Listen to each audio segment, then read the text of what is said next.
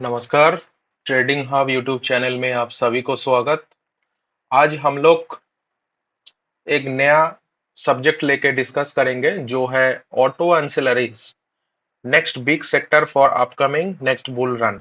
मतलब next bull run में कौन सा सेक्टर अच्छा परफॉर्म कर सकता है, वो ऑटो एंसिलरीज के ऊपर आज हम लोग डिस्कस करेंगे। इसके साथ अपकमिंग निफ्टी मूवमेंट्स, आने वाले दिनों में निफ्टी का क्या मूवमेंट्स रहेगा, इसके ऊपर भी आज हम लोग डिस्कस करेंगे। तो ये हमारा डिस्क्लेमर है। आप सभी जानते हैं ट्रेडिंग हब जो यूट्यूब चैनल है, इसमें stock related and upcoming market scenario के रिलेटेड जो हम लोग कहते हैं वो कंप्लीटली एजुकेशन पर्पस है। आप इसको फॉलो कर सकते हैं, सीख सकते हैं। देखिए, मैं आपके सामने एक निफ्टी का चार्ट ओपन किया। ठीक है। निफ्टी में अभी ये जो दिख रहा है, निफ्टी जो ड्रॉ हुआ है ऊपर का लाइन, ये ऑल टाइम हाई है 26,277। ठीक है। और नीचे में यहाँ पे लो है। मैंने हर वीडियो में पहले ही दिखाता हूँ निफ्टी का चार्ट। आप देख सकते हैं, मैंने मई महीने में ऑलरेडी सबको कहा था कि ये जो एरिया है, निफ्टी यहाँ पे एक कंसोलिडेशन रेंज में है। कंसोलिडेशन रेंज में इसलिए है कि निफ्टी का, हम सभी जानते हैं कि पिछले साल अक्टूबर से लेके 2025 के मार्च फर्स्ट वीक तक निफ्टी का एक बहुत बड़ा प्राइस करेक्शन हुआ है, जो ऑलमोस्ट 16% के आसपास है। उसके बाद इस जगह से हमारा सपोर्ट लेके चालू हुआ था time correction. Time correction phase, ये कंप्लीट पूरा टाइम करेक्शन है। टाइम करेक्शन फेज में क्या होता है, निफ्टी का जो पुट है, पी है, सॉरी, निफ्टी का जो पी है, पी को कम करके निफ्टी एक रेंज के अंदर आता है। तो उसमें क्या होता है, टाइम करेक्शन फेज में धीरे धीरे निफ्टी ऊपर जाना चालू करता है। लेकिन टाइम करेक्शन फेज के अंदर एक बहुत बड़ा इंपॉर्टेंट फैक्टर होता है जो है कंसोलिडेशन। मैंने मई महीने में ऑलरेडी बताया था कि निफ्टी आने वाले दिनों में 2 से 3 महीना, ये मेरा मई का कहना प्रेडिक्शन है कि 2 से 3 महीना निफ्टी एक कंसोलिडेशन फेज में रहेगा। आप देख सकते हैं, कंप्लीट मई से लेके जुलाई एंड होने जा रहा है। अभी निफ्टी थोड़ा ऊपर जा रहा है, थोड़ा नीचे आ रहा है, देन ऊपर जा रहा है। 26,277 के आसपास जा रहा है, 600 समथिंग हुआ है, लेकिन ऊपर में टिक नहीं पा रहा है, ये फिर नीचे आना चालू हुआ। तो निफ्टी का ये जो फेज है, ये कंसोलिडेशन फेज जारी है। और आने वाले दिन में निफ्टी कहां तक जा सकता है, मैं वो भी आप लोगों को बताएंगे। देखिए, ये एक मिड कैप निफ्टी का चार्ट है।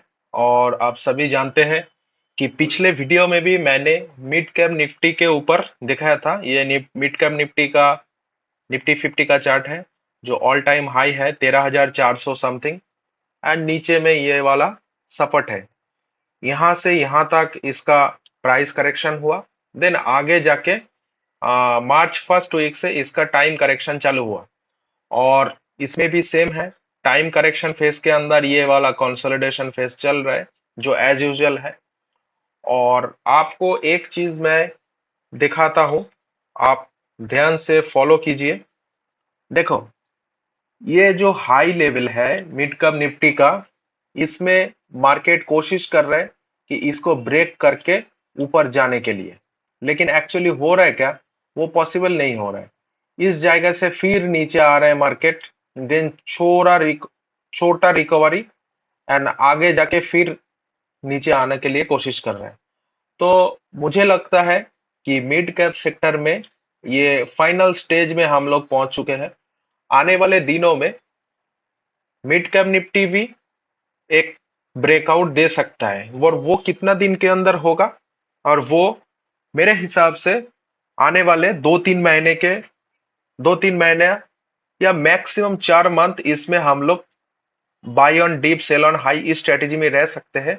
उसके बाद ही मिड कैप निफ्टी भी रिकवरी मूड में है, और वो एक ब्रेकआउट देने के लिए रेडी हो जाएंगे। आप लोगों के सामने फिर मैंने एक बार निफ्टी का चार्ट ओपन किया। यहाँ पे मैं कुछ टेक्निकल, ये जो हमारा फंडामेंटल और टेक्निकल जो एनालिसिस है, इसके ऊपर मैं निफ्टी चार्ट में एक इम्पॉर्टेंट चीज़ बताने जा रहा हूँ। देखिए, मैंने जो ये लाइन ड्रॉ कर रहा हूँ, आप सभी जानते हैं कि निफ्टी एक कंसोलिडेशन फेज में ऊपर नीचे अप्स एंड डाउन्स मूवमेंट्स में है, और आने वाले टाइम में ये निफ्टी और भी सामने 2-3 महीना 4 महीना मैक्सिमम चलेगा। लेकिन निफ्टी का अभी जो सिनारियो है, निफ्टी इस जगह से एक करेक्शन आ सकता है। मैक्सिमम 24,500 से लेके 24,000 तक आएगा। आने के बाद डेफिनेटली उस जगह से बाउंस बैक होगा, और ये निफ्टी लगभग 26,000 26,200 and then end of the year ये ब्रेकआउट होने का चांसेस है। मार्केट में सभी लोग एनालिसिस करते हैं, बहुत सारे फंडामेंटल एनालिसिस भी आपको दिखेगा, लेकिन अभी हम लोग जिस लेवल पे एनालिसिस कर रहा हूँ, ये एक एडवांस तरीका है और इसका परफेक्शन बहुत ही ज़्यादा है। फंडामेंटल एनालिसिस के अंदर अगर किसी ने एफआईआई का डेटा देख के, डीआईआई का डेटा देख के, फेड का रेट कार्ड्स सिनारियो देख के अगर एनालिसिस करेगा तो उसका परफेक्शन ज़्यादा आएगा। ये एक मिड कैप निफ्टी का चार्ट है। देखो, 2022 में जब बुल रन था, तो 22 से मिड ऑफ 22 से बुल रन चालू होने के बाद यहाँ पे थोड़ा नीचे मार्केट आया, लेकिन ऐसा क्या हुआ जो इस जगह से मार्केट फिर ऊपर जाना चालू किया है, जो अल्टीमेट हमारा पिछले का बुल रन था, जो सितंबर 25 2024 में ख़त्म हो चुका है। यहाँ पे हमारा जो गवर्नमेंट है, इंडिया गवर्नमेंट, बजट में जो अनाउंस किया था उस टाइम पे डिफेंस सेक्टर के लिए एंड रेलवे सेक्टर के लिए, वो बहुत बढ़िया था। इसलिए डिफेंस सेक्टर और रेलवे सेक्टर बहुत भागा था उस टाइम पे, जो पिछला बुल रन था। और आईटी सेक्टर और एफ जो लिख रहा हूँ, ये फार्मास्यूटिकल, ठीक है। तो आईटी एंड फार्मा उस टाइम पे इतना चला क्या? नहीं चला ना, मैं जस्ट कोडिंग के लिए लिख रहा हूँ। तो मैंने हमेशा बोलता हूँ कि एक बार बुल रन में अगर किसी सेक्टर चलता है, तो दूसरे बुल रन में वो चलने का चांसेस ज़ीरो के बराबर होता है। चलने का चांसेस मतलब मल्टीबैगर रिटर्न देने का चांसेस बोल रहा हूँ। और मार्केट में बहुत इंपॉर्टेंट फैक्टर होता है एंट्री एंड एग्जिट। ऊपर में जो लाइन ड्रॉ किया मैंने, वो हमारा ऑल टाइम हाई था। उस जगह पे एग्जिट करना बहुत ही इंपॉर्टेंट है। उसके बाद से लगभग 1 साल होने जा रहा है, 8-9 महीना होने जा रहा है ऊपर में। देखिए, मैंने जो क्रॉस दिया, अभी तक मार्केट उस लेवल को क्रॉस ही नहीं कर पाया, ना तो कर पाएगा। अभी 2-3 महीना चांसेस बहुत रेयर है, और अभी यहाँ से मार्केट कोशिश कर रहे हैं धीरे धीरे ऊपर जाने के लिए। मिड कैप निफ्टी का अभी जो लेवल मैं ड्रॉ कर रहा हूँ, इस जगह से मार्केट थोड़ा रिकवरी डेफिनेटली आएगा, लेकिन हमारा जो भी स्टॉक्स दिया हुआ है, वो स्टॉक्स अगर करेक्शन भी होगा तो तेज़ी से भागने का चांसेस है ऑलरेडी। अभी देखो, ये पिछले बुल रन का जो टॉप परफॉर्मर था आरवीएनएल, कुछ स्टॉक टॉप परफॉर्मिंग में था, तो उससे एक स्टॉक है आरवीएनएल, जो रेलवे सेक्टर का स्टॉक्स है।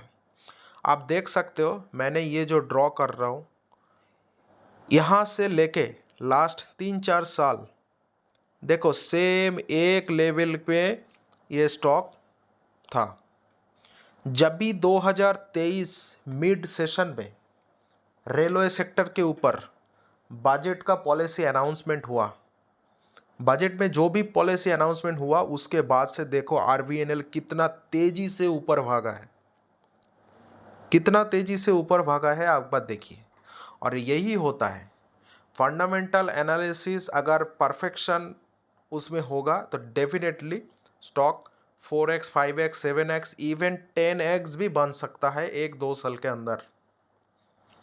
और उसके बाद से देखो हाई लेवल से कितना नीचे आया, और आगे चल के देखो अभी मार्केट इतना रिकवरी किया है, लगभग 12-14% रिकवरी हो चुका है, लेकिन ऊपर जा पा रहे क्या? पॉसिबल ही नहीं है।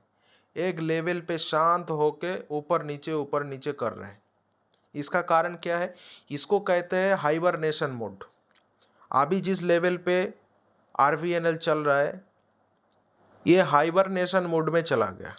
थोड़ा ऊपर जाएगा फिर नीचे आएगा, थोड़ा ऊपर जाएगा फिर नीचे आएगा। नेक्स्ट बुल रन के एंड तक ये पॉसिबल ही नहीं है रिटर्न देना। तो इसलिए, और ये दूसरा एक स्टॉक है रेलवे सेक्टर का ही, आप देख सकते हैं आरईसीएल लिमिटेड। अभी देखो एक लंबा टाइम तक पिछले कुछ समय में, कुछ सालों में ऊपर नीचे किया है। इतना इसमें बुल रन या मोमेंट्स था क्या? मिड ऑफ 2023 उस समय से ये स्टॉक में इतना तगड़ा मूवमेंट आया, एकदम ऊपर में लेके गए। ऊपर में लेके जाने के बाद आरईसीएल लिमिटेड, ये वाला जो रेलवे सेक्टर स्टॉक है, फिर नीचे आना चालू हो गया। अभी देखो मार्केट रिकवरी हुआ है, हमारा निफ्टी 26,277 से लेके नीचे आया, लेकिन यहाँ से फिर 26,277 के आसपास चला गया। लेकिन ये स्टॉक रिकवर हुआ क्या? ये हाइबरनेशन मोड में फिर चल रहा है। ये थोड़ा ऊपर नीचे होता रहेगा। आने वाले बुल रन में भी आप लिख के लेना, ये वाला स्टॉक मल्टीबैगर रिटर्न कभी नहीं दे सकता है, चांसेस कम है। मेरा एनालिसिस, मेरा स्ट्रेटेजी यही कहता है। आप देखो इरिडा, ये तो स्टॉक जो सोशल मीडिया में सबसे चर्चित स्टॉक है। इरिडा किसी के पास पिछले बुल रन में अगर देखा जाए, सोशल मीडिया इन्फ्लुएंसर वो इरिडा लेके बैठा है। इरिडा को इतना नीचे से ऊपर लेके गया, और उसके बाद से देखो हाई से धीरे धीरे सीधा नीचे आने लगे, लोअर लो फॉर्मेशन तैयार हो रहा है।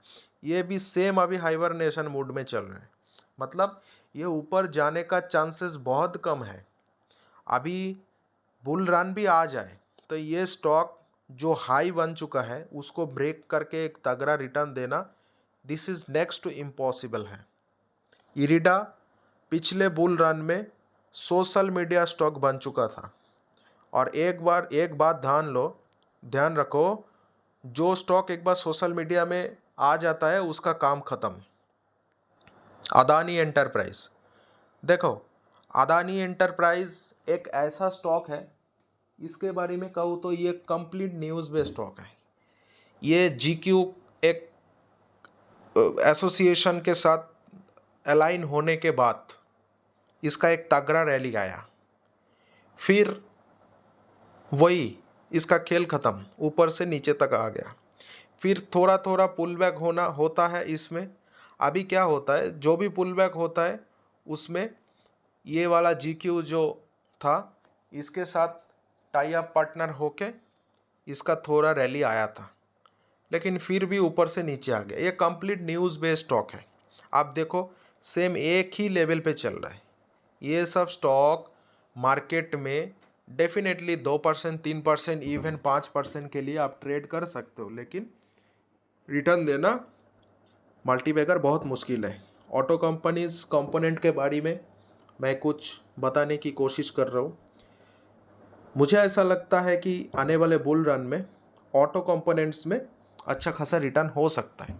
देखो कुछ स्टॉकों का नाम दिया मैंने, NDR Auto, Gabriel India, Frontier Spring, Bellar Indias, Lumax Industries, ये वाला बानको प्रोडक्ट और एफएम इंडियाज।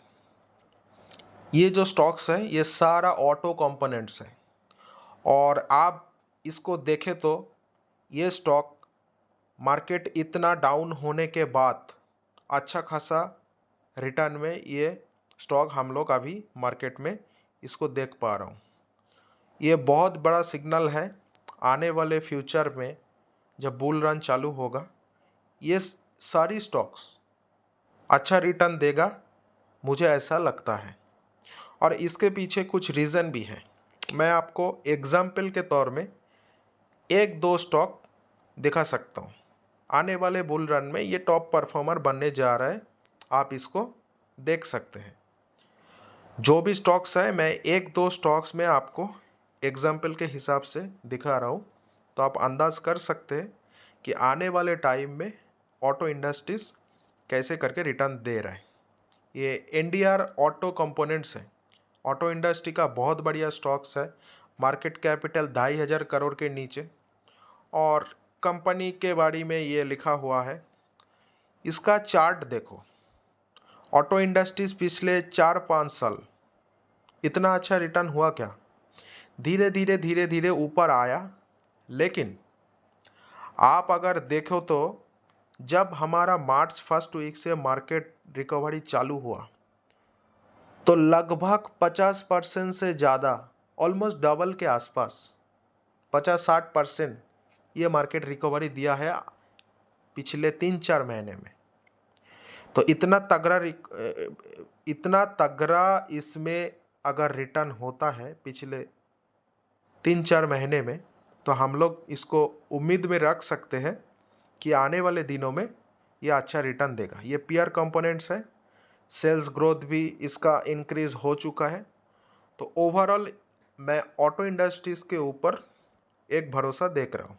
ये गैब्रियल इंडिया है, 14,000 करोड़ इसका मार्केट कैप है। ओवरऑल कंपनी के बारे में इसमें बताया गया है। ये भी बहुत बढ़िया स्टॉक्स है। मार्केट इतना गिरा है, उसके बाद से देखो एक सेम पैटर्न में चल रहा था पिछले 5 साल। धीरे धीरे ऊपर जाना चालू हुआ, लेकिन मार्च फर्स्ट वीक से लेके पिछले 3-4 महीना आप देखा जाए इसमें, तो लगभग डबल के आसपास हो चुका है। अभी इतना इसमें आप देखो, यहाँ से लेके मार्केट में थोड़ा थोड़ा डेफिनेटली इसका प्राइस बढ़ चुका है, लेकिन इसका एक जो बहुत बड़ा रैली आया ये टाइम करेक्शन फेज़ में, वो बहुत ही चौंकाने वाला है। और आने वाले दिनों में हम लोग उम्मीद कर सकते हैं कि ये गैब्रियल इंडिया नेक्स्ट मल्टीबैगर बनने जा रहे हैं। जो बेयरिश फेस के अंदर इतना शानदार रिटर्न दे सकता है, तो डेफिनेटली बुलिश फेस के अंदर भी बहुत बढ़िया रिटर्न देगा। और पिछले कुछ सालों में ये परफॉर्म अच्छा नहीं किया, सेम एक ही पैटर्न पे चला है। फ्रंटियर स्प्रिंग लिमिटेड बहुत बढ़िया कंपनी है ऑटो इंडस्ट्रीज़ का। एक से बढ़कर एक स्टॉक अगर आप फॉलो करोगे, 2,000 करोड़ का मार्केट कैप है। ये कंपनी के बारे में बताया गया है। और इसका भी चार्ट देखो तो पिछले 5 साल में इतना बढ़िया रिटर्न नहीं था, लेकिन जब हमारा टाइम करेक्शन फेज चालू हुआ है, उस समय से अगर देखा जाए तो मार्केट में कितना शानदार रिटर्न दिया है। आप एक बार देखो, अक्टूबर से लेके मार्च तक वही सेम 200-300 प्लस माइनस पे एक रेंज पे 1,500 के आसपास घूम रहा था। उसके बाद से धीरे धीरे इसका चालू हुआ है ऊपर जाना, और इतना बुलिश मूवमेंट्स हो रहे हैं। अभी बुल रन चालू नहीं हुआ मार्केट में, ये लगभग डबल के ऊपर चले गए, लेके गए हैं। आप देख सकते हो पिछले 3-4 महीने में इसका रिटर्न देख सकते हो। तो अभी बेयरिश फेज के अंदर अगर इतना शानदार रिटर्न देता है, तो हम लोग उम्मीद रख सकते हैं कि आने वाले दिन में ऑटो इंडस्ट्रीज़ मार्केट में टॉप परफॉर्मर मल्टीबैगर स्टॉक बनने जा रहा है, और इसमें आप वेल्थ क्रिएट कर सकते हो। तो आज इतना दूर तक ही है। थैंक यू, हमारे साथ बने रहे। हमारे चैनल को सब्सक्राइब कीजिए, शेयर कीजिए, और आने वाले वीडियोस में stocks related, market related, education purpose में वीडियो देखते रहे। धन्यवाद। Thanks a lot.